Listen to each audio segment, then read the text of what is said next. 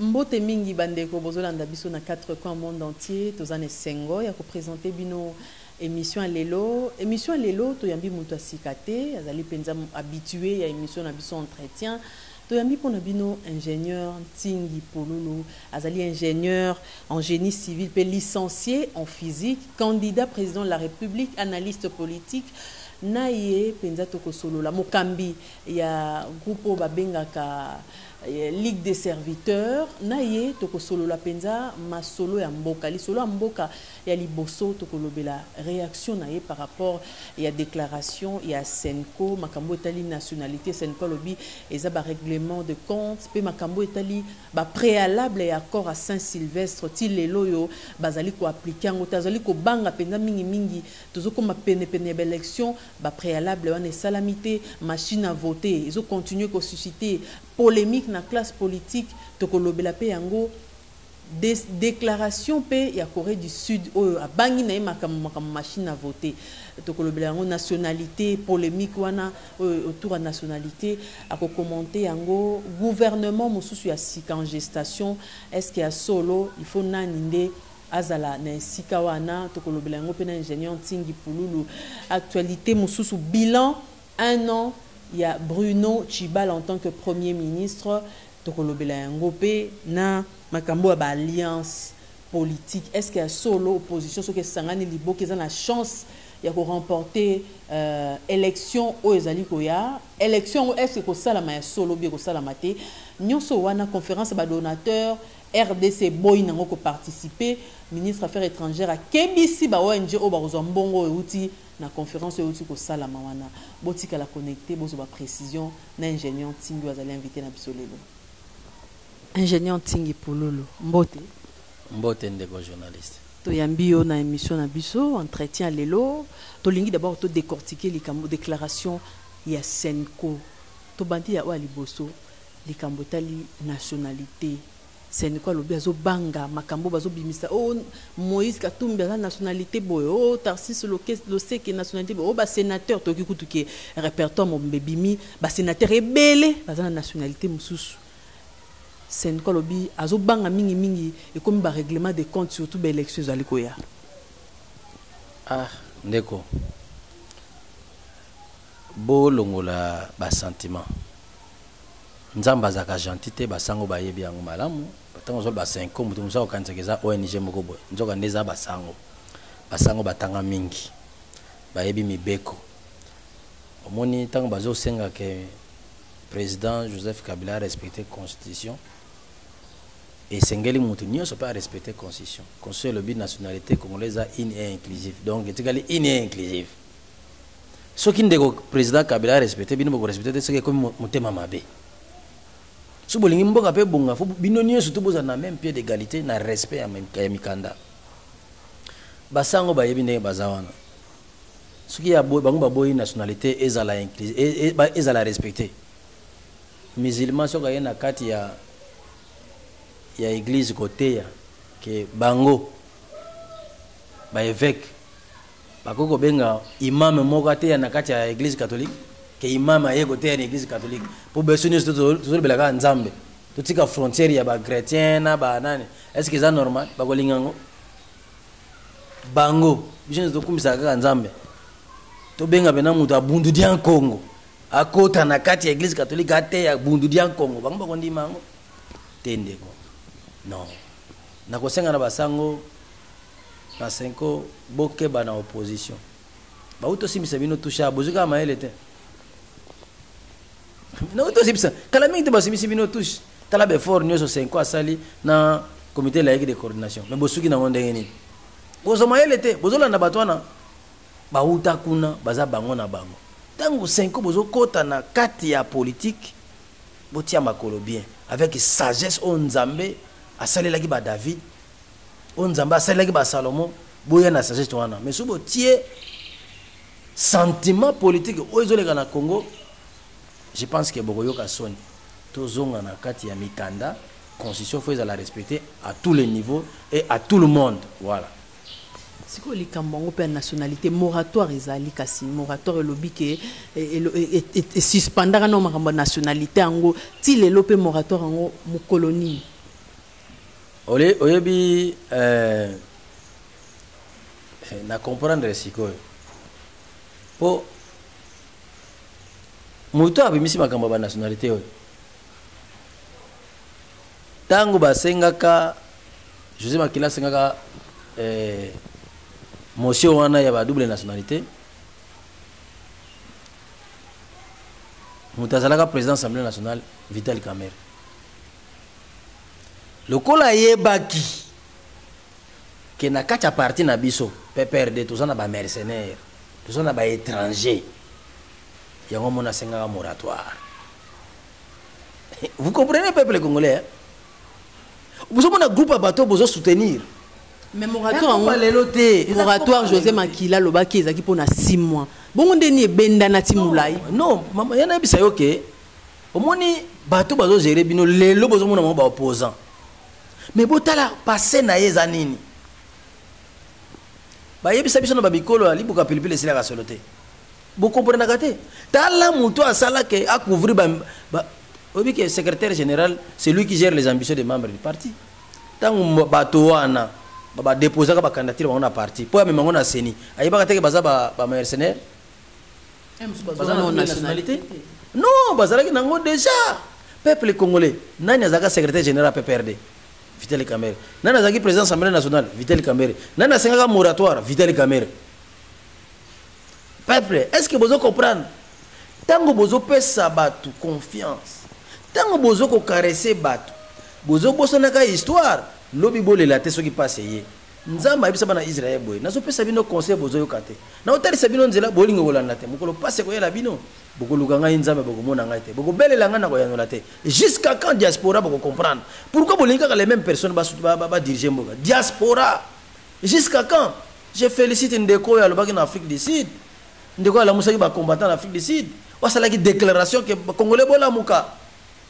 Je félicite un tel combattant. Non. Makamba double nationalité, c'est clair. Si vous êtes Congolais, vous êtes Congolais. Vous êtes mutu moka yudaki na majorité ba nomaka ye ambassadeur à Belgique. Donc ambassadeur ya Congo na Belgique.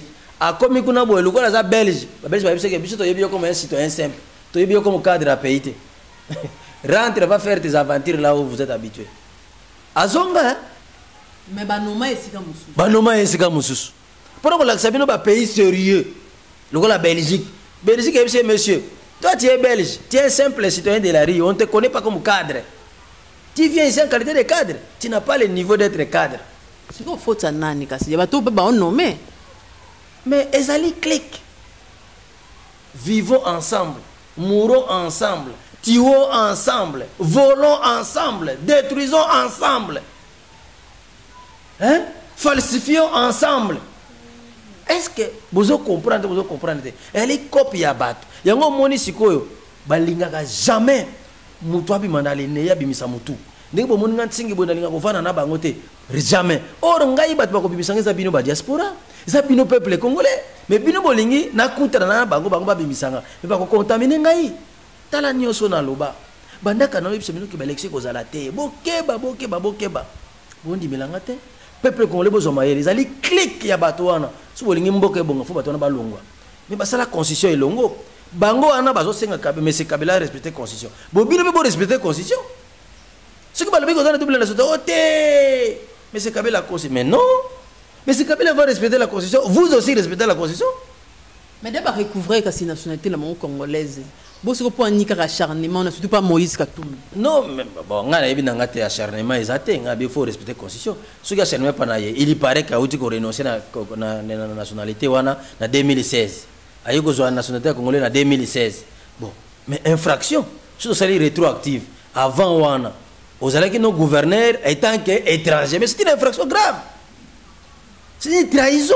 Mais parti au même qui est. Yo kate c'est du mercenariat, c'est pas parti au même qui mais yo moko da parlo netete au boya qui te poani. C'est une infraction.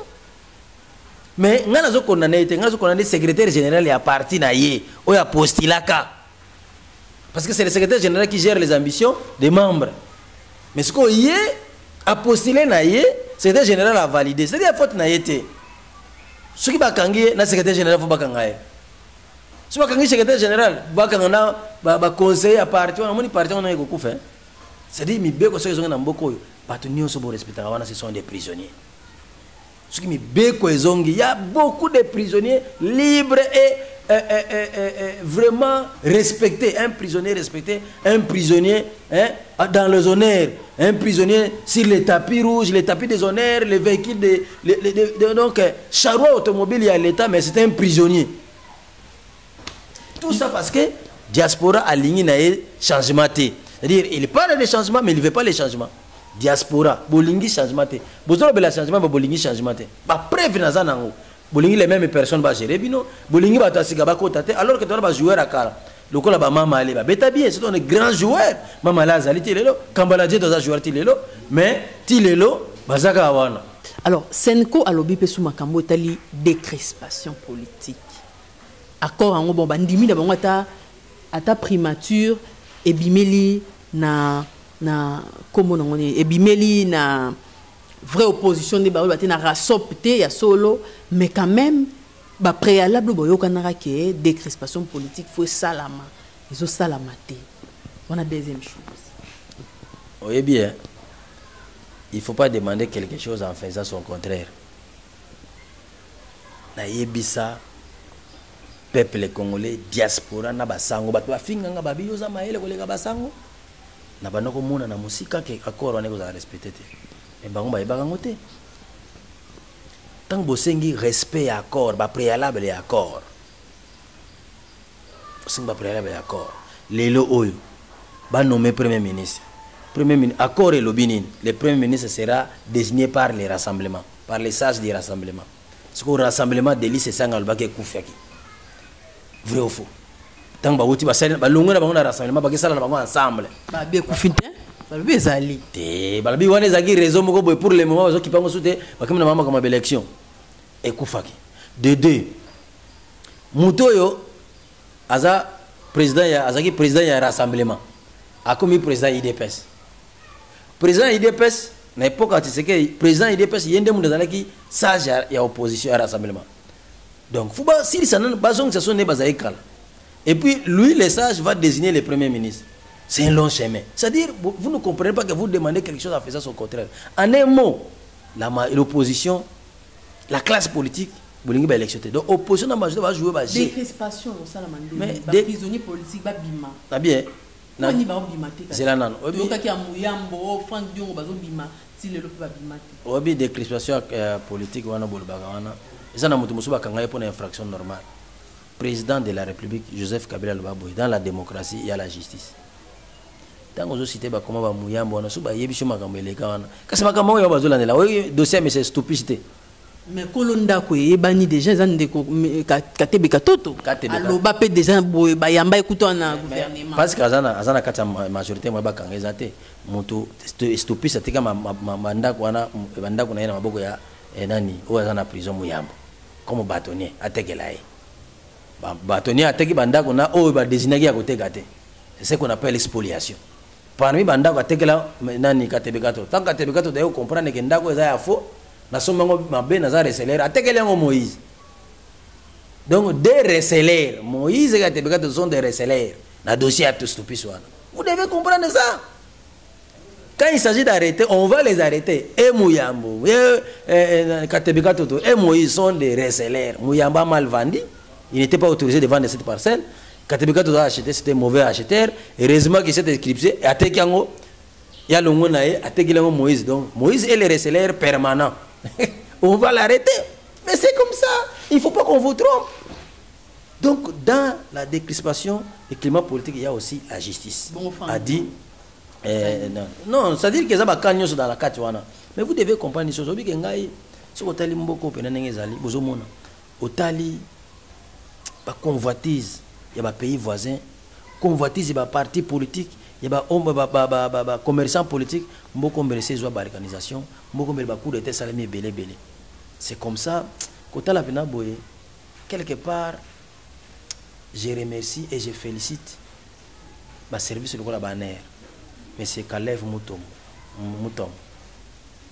Donc, oui, mais il a su protéger les chefs de l'État, abomi était il a si tant que tension et l'équipe makasi ba politicien nyonso ya kata majorité ba ko aborder sécurité mais c'est Caleb Mutombo qui est parti mais c'est Caleb Mutombo le délagé de l'ANR est parti affronter Tshisekedi arracher les cœurs de Tshisekedi arracher le vœu le oui de Tshisekedi jusqu'à bakota na kati ya dialogue. Est-ce que ça a raillé? Mais oui, c'est-à-dire que même du point de vue fonctionnement, il y a un système, il y a un service, il a redoré beaucoup de choses. C'est-à-dire que si on avait 5 personnes, le coup là, M. Caleb Mutombo, si on avait des Congolais, 5 Congolais conscients et compétents, le coup là, M. AG Caleb Mutombo, on serait déjà loin. Mais Caleb, mais la sécurité, c'est quoi? Quand vous voulez troubler leur république, selon eux, ils ont leur définition. Mais il y a 6. Il y a 6. Mais il y a 9. État la position. Il faut les respecter. Quand vous critiquez les gens, vous êtes dans quelle position? Po bino bozali olembongo après kuno kayemba olongo bakangi yo po liaki mbongo boyokanaki so bakangi yo komolo bote bakanga po na mboka non bakangi yo parce que ça malhonnête. Est-ce que vous comprenez? Bakangi yo parce que ça malhonnête. Habit de confiance. Donc c'est à dire que décrispation climat politique, les chefs de l'État Joseph Kabila loba boye. Dans la démocratie il y a aussi la justice. C'est-à-dire, dans la décrispation du climat politique, il y a aussi la justice. Mais climat, si tu as quelques mois des élections, climat, il y a des bandima qui ont un Senko, bah combat, bah tu sais, na liste na Senko. Où est-ce que bandima? Mais dans le biboye, dans la décrispation, il y a la justice. Bandimi, babimi ça va prisonnier. Politique, c'est-à-dire, bah quand on a au salaire déclaration.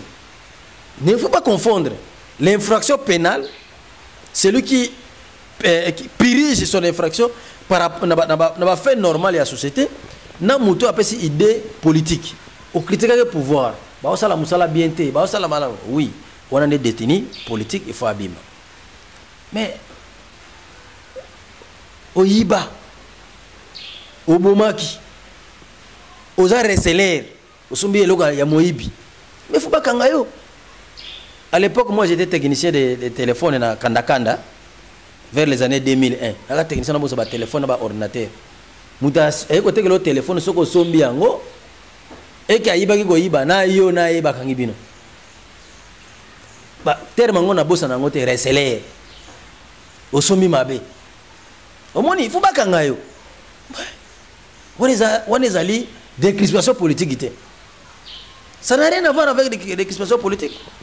On est détenu par les infractions la loi. Il faut piriger peine. Ne confondez pas. Déclaration politique, n'a pas d'exemple. Le gouvernement est nan. Non, non, mais il y a des célèbres. Il y a des célèbres. Il faut expliquer de ça bien. Mais bon, le juge Joan Lobay qui m'a camboigné sur la fabrique là. Non, juge d'abord pas comme un poto. Pas comme un moyen. Ah, le kouta. C'est-à-dire quoi? Moni baka mona bango na kota ngote ngai ezalande ko Moïse ezala banana bango nyonso to bazali bato na monaka bango nanga to a vision moko te bango baza vision ya bango baza bato bazana mbongo mingi pona yemoko baka ba commerçant ngai musana ngo sala peuple malamu nga na zana école bana batanga ko fele bango bazana ba école bana batanga ko fele a diriger ki ba province kuna nyonso azana ngo ba jet ba nini mbongo nyonso azana ngo école ofele ko mona nini o atika na katanga hôpital bato ba ko traitement za yemoko so ka bele ko no traitement libanda même oya mikumbi sa kana soki baba soki tata wazala kuna nani le vieux là kiungu so ka bele ko no traitement libanda c'est-à-dire bazana bango bato yo c'est-à-dire bazo ba yibi ke peuple azama yele te to kosaka ye bango moko so ba bele ba no traitement libanda soki ba géraki malamu fali ba bongisa kuna be école ofele za si a aux école na ngati mukolo mususu filmer ba biloko ngo keno lakisa bango te ndeko na nganga makamona bango etalinga ite prisonnier politique prisonnier à infraction commun faut pas lier na nyusu mbale dans la démocratie il y a la justice a dit le président avec Joseph Kabila le commandant suprême des forces armées de la République démocratique du Congo tout que ne mo pandité prisonnier politique babimisaye mais prisonnier au yiba aux reseller au bomisa batu périger peine na yo. Troisième point, c'est quoi lobby ma machine à voter. Tension zo matali kamwa machine à voter. Politiciens de plus en plus bazo boya machine à voter. Corée mo kutu o est-ce que va fabriquer machine wana comme quoi mettre ba réserve. Pourquoi pour yo Séné zo continuer à refaire la machine à voter wana? Non, il faut boyer bayango bien. Séné Corée nanga yebisa bino boyer pour organiser l'élection bien. Faut qu'à 16 mois 1 jour. Tant que vous payez 16 mois 1 jour, 16 mois 1 jour et si là il faut 504 jours. C'est-à-dire Séné a tourné film naie. Na loba ba yokanga te. Moni ba politicien zo mona na. Ba ngonioso ba surtout quand na ba événement. Ba za batu ya actualité. Nga za mutu actualité te. Moi j'ai prédit na juillet na uta na poto na France. J'ai vu là on discutait nini ba ko tricher à partir de machine. Ba nga ba sala ngona France. France a beau iba délocaliser yango ba na Corée. C'est eux les politiciens, vos commerçants politiciens qui ne voient pas l'avenir. Parce que gérer c'est prévoir. Donc on a prévoir à côté. Parce que surtout quand on est là. Mais na expliqué, na même affiché mon délai moi expliquer comment on peut tricher. Parce que ba machine on est dans ba i30, ba processeur i30 et enregistrement ba bien avant. Bo ça là on a ba mégaphone. Bo saninde. C'est-à-dire on a opposition on a ba vendre à côté ba réfléchir. Ba scientifique ba zate. Bo ça là combat moko ya. C'est pour ce que si vous votez, vous avez voté. Vous avez formation de ça. Ah, mais on a le but. Ils ont déjà ma machine va bien programmable en avance. C'est-à-dire que vous votez, mais vous avez déjà 1 million de personnes en avance. Et puis, vous avez un bureau de vote. Vous avez déjà plafond pour voter 100. Parce que 300 autres vont voter déjà bien avant. Bino mozo ko chama boko wana bokanzi voter kana ngoto on so voter wana pamba si ba resa bato bien avant. Na sina loba yango depuis mois d'août 2017. Bango nyose za la semiko yokanga. Ça veut dire quoi? Un groupe des insouciants, un groupe de gens qui ne voient pas l'avenir, un groupe de gens qui ne réfléchissent pas pour demain. Mais bon, ça va ba valeur, sur ba lobby boyoki. Quand moi je parlais, ils me prenaient pour qui? Maintenant quand ils parlent, quand les ignorants parlent, vous les considérez.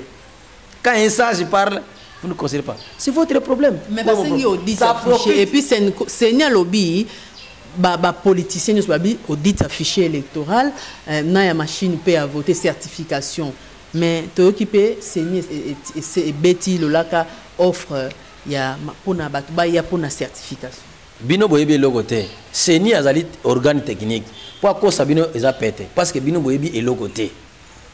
Fichier électoral, ce n'est pas aujourd'hui qu'on va parler de fichier électoral. Tant que vous avez un enrôlement, naloba bien. Rassemblement va finir que Félix Liputa Boata la enrôlement. Élection signifie processus. Banda na calendrier tina suka. Ba enrôla ba tout sans calendrier. Ba vanda ba zone di enrôlement mais calendrier zalate. Ba ngonyo so rassemblement wana. Mais diaspora, vous comprendre. Ba enrôla ba tout sans calendrier. Ils étaient où? Ba fini que Félix Liputa kota la enrôlement. Toke poto ba ke poto. Muke États-Unis, muke Canada, muke Belgique. Boye lelo. La majorité a sali tout avec Seni. Ba place ba opposant ba zamingi. Ba diminuer le nombre d'enrôlés. Place ba bi ke ba ta majorité ba zakuna mingi ba bimisi ba bon enrôlés belé. Moni Sankuru 2 millions d'enrôlés. Na 2011 awa 600 000 enrôlés. Tala multiplication en nombre de naissances. On a habité, on a fait un extraterrestre.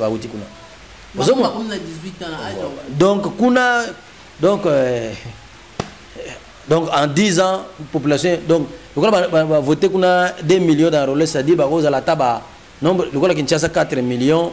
Donc, Kinshasa a 15 millions d'habitants, Kuna a 8 millions d'habitants. Tala Sankuru, mais Kuna peut doubler les cas. Mais Balongoli, c'était un nombre. Kinshasa, 4 millions d'enrôlés. Congo central, 1 million qui combien d'enrôlés. Congo central, province Congo central. Ne belé à bateau Congo central. Quel est le monde où place au van? On degré d'aventure, baby qui est la province du Congo central, Kinshasa, une partie à Équateur, Bandundu, une partie à Kassai, bazaba opposant, va diminuer ma voix. Pendant qu'on a enrôlé et rassemblement, ils étaient en Europe. Kolia ba beefsteak, ba shawarma, ba hamburger, ba pizza. Enrôlement sili bango ba zongi. Oh non, fichier électoral faut vérifier. Corée nanga za camarade na binote. Si vous êtes aventurier, il ne faut pas embêter la CENI. Ce n'est pas aujourd'hui qu'il faut embêter la CENI. Quand on a commencé, il faut suivre les processus. Bon, si vous avez audité, ça m'a bien. Attends, audité. Audité, on a besoin de logo. Tala, machine à voter. Balbaki machine à voter. Mais quand on a une machine à voter, pas opposé à une machine à voter. Pourquoi tu as la pour nani? Les gens qui ont la quand on a internet, bêta comme machine, l'on a procédure, on a la machine, faut fonctionner dans la carte. On comprend les habits, on dit mais comment ils ont abetika. Si c'est que le temps on va biso que dialogue wana ya kancha biso to kota ya ngote po kojo wana zali kabiliste munen. Après si manango si c'est que no luka kojo bolobi ke machine à voter to linga ngote après kaka bino moko bokei na nani kaka bino moko bokei na nini na seni kota la machine à voter bazo lia na majorité classe politique est comme moins sérieuse lelo oyo corona nanga lobana bino boy soki boboy machine à voter tozongi na schéma ya 504 jours donc l'élection aux ala pété na 2000 c'est clair et puis les chefs de l'état yebisa ki bino c'est quoi bolingi ba élection ya lobi boy ba élection ya 2011 2006 c'est coûta entre 400 000 et 500 millions de dollars oya corona nanga zana ba 1 million et quelques galbi vaut mieux ça la développement en d'autres termes soki bolingi ba élection faut monter avec 500 millions. Mais Corona a un milliard. C'est l'élection en 2018. Hein? En tout cas, il faut pression. Ce qui pression extérieure, ce qui est mais nous avons dans les protections, il y a un chef de l'État et puis il y a une institution. Ils ont garanti par M. Kalev Moutom avec ses services. C'est difficile. Nous avons une révision fichier électoral. Machine à voter. Élection Kimi. Ils ont na décembre et kimi bino diaspora le kola boyoke la ba aventurier ba tala ka lobité élection et kimi to ki gouvernement sika en gestation on tenu to comme appelle na suka tango pezo kende gouvernement moko to ka ba contact informel entre opposition na majorité balingi peut batia Félix Tshisekedi peut premier ministre mais Félix a lobby que il y a preneur té aya sengi musala té ya primature si ko le balobi ya solo batia ba changer premier ministre ko batia nani kasi oyebi bino bolanda kande mingi ba slogan ba biseke bino transition sans Kabila et autres date ce qui ba sengi changement ya gouvernement. Mais parce que bino bolanda kande bango ba bisaki bino no a respecter accord bon a respecter accord kuna bato balobi ti bala démissionner premier ministre a démissionné kuna balobi olenga ko inda démissionner donc tout patriage d'abord il y a dédoublement et rassemblement et quoi ici désordre ce qui ba ke kozwa ono unanimité muto bato ba ko so ba nommer président de la République to premier ministre qui bato ba pesi confiance ya ka bato mi balé Cardinal Mosengo Nantingi pour le sino. Les restes on a battu pas on mi battu ba le batté hein pour ba yebiki aza aventurier mais aza la ka wana. Oyebi na 2006 Tshisekedi a postulé président Sabia Balbi c'est le moindre mal tout voter dans nos bemba. Mais ce n'est pas que les gens voulaient de lui. Mais non. Il y a des gens pour le moment on a tout débat comprendre que aza aventurier aza moyibi. On veut se débarrasser de X, mais sinon on ne veut plus de ces gens-là. Il y a un rassemblement, il y a une opposition, le peuple congolais, il y a une diaspora. J'ai même ma main occupée. Dans le degré aventure, il y a des opposants. Basangani, transition sans Kabila. CLC Abani Moussala. Cardinal a pas chapeauté. C'est quoi côté ma solo.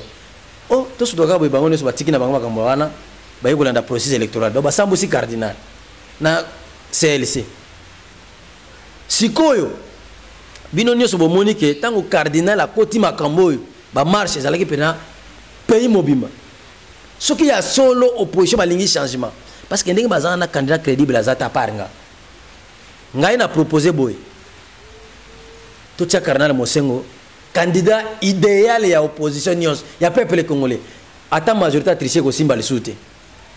À part Cardinal Mosengo, mutu oyo que tricherie ko simba na majorité azate.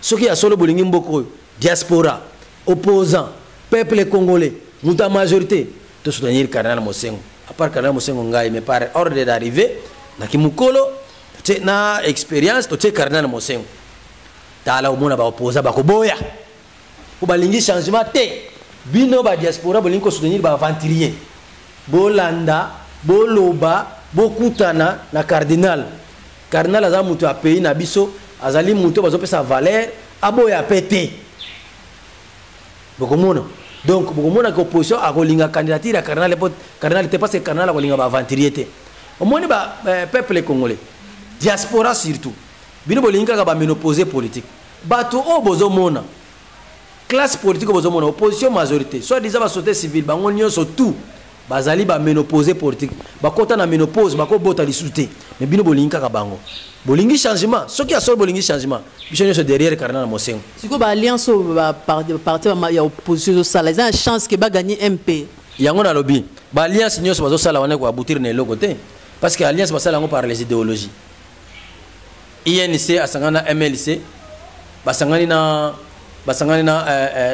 IDPS na Palu aza socialiste MLC aza capitaliste INC aza caméléon bakuvana neni c'est-à-dire c'est sans idéologie or ce que bolingi idéologie à solo eza nini eza kaka ke bo soutenir cardinal Mosengo comme candidat idéal IDPS il faut sangana na Palu na PPRD parce que bango ni baza ba socialiste. Bon, il y a 5 ans na peuple congolais, 5 ans na diaspora, binonion surtout, tous à la derrière ba valeur. Ce que bolingi ba commerçant na pouvoir, bon dima souffrance. Pour commerçant musane ko teka ko lokaba intérêt. Ce que bolingi ba ta ba vision, ba ta ba valeur tozali, na pesi bino cardinal Mosengo, ce qui bon dimi. Cardinal Mosengo pe boyebisa e aboyate, cardinal Mosengo ko boyate. Ko boyate, Pape Jean-Paul II. Ce qui lelo Pologne et bonga, ils allaient coller à Pape Jean-Paul II. Ce qui lelo Pologne et bonga, ils allaient coller à Pape Jean-Paul II. Omoni, cardinal Mosengo, ce qui lelo Pologne et bonga, ils allaient coller à Pape Jean-Paul II. Alors, ingénieur Ntingi, Félix Tshisekedi, président, il y a UDPS, bah définini, Azanangwa relevé lelo na parti wan. Ngana makamona bango etelingate. Tout sera vie.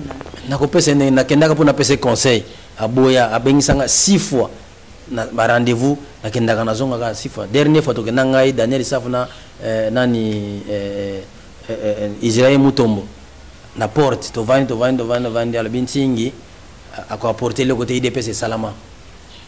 To na tina pe na yete na zonga na ngaso ke pa Bible lobby.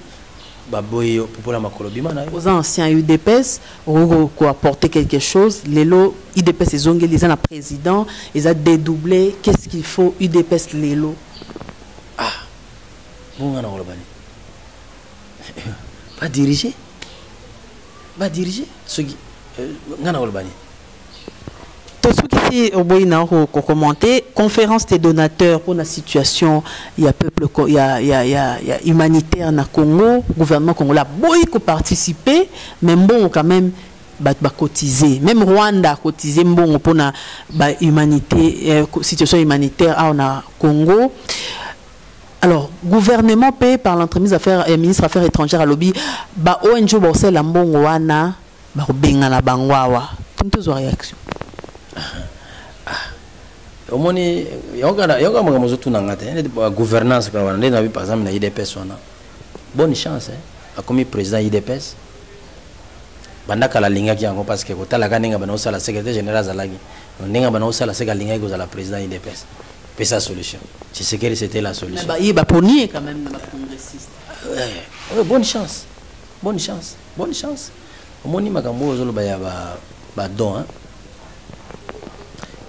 diaspora nde alinko soutenir ngate yango mboke ozalaka boy bango bakoboya don pour nani bazoboya don parce que ceux qui bazui don wana ndele la main qui donne c'est la main qui dirige akoya kotala processus électoral bango balingi te batala processus électoral bino ne boko comprendre te majorité alingi te bino botala processus électoral abi seigneur indépendante parce que tout ce que vous pouvez faire comme manœuvre, ça profite à la majorité. Élection salamité, ça profite à la majorité. Résolution 2094, que le président de a respecté l'accord, a nommé Premier ministre, fait ça une année pour organiser l'élection. Ça profite à qui? À la majorité. Un autre glissement. Parce que Bruno Tibala atteint la maturité. Objectif est là qui, à côté, à organiser l'élection, pour organiser le troisième glissement. À côté, une année, à organiser l'élection. Donc, bilan est négatif. Non, bilan est négatif pas peuple congolais, mais bilan est positif dans la majorité. Parce qu'il a aidé la majorité à ne pas avoir les élections. Mais pas peuple à l'obaï qui est l'élection qui toko koleka au nombre que monaté social makamunyo soit. Les lobbies nous avons battu les lobbies botala ka passé à mutu. Passé naé. Il était qui? Il faisait quoi? Ndé bokoyeba parce que les passés préparent les présents préparent les futurs. Ce qui mutu.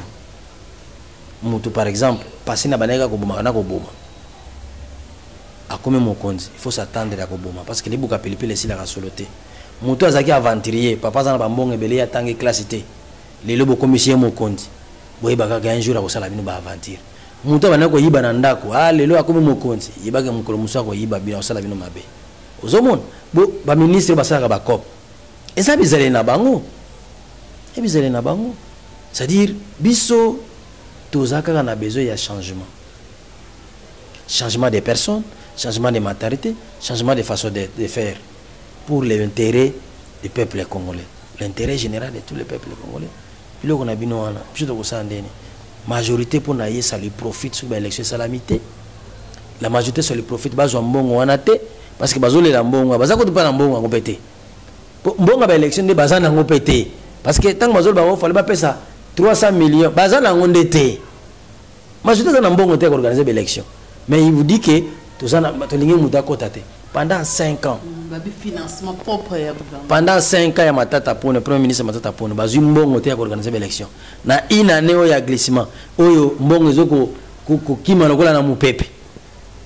Baka ngaba mali na gauche, mususu cimetière nzoko ndeba mali, mususu bana ba changer na ba kombo mwana mukaza na ba compte ba millions. Ndé mbongo komona.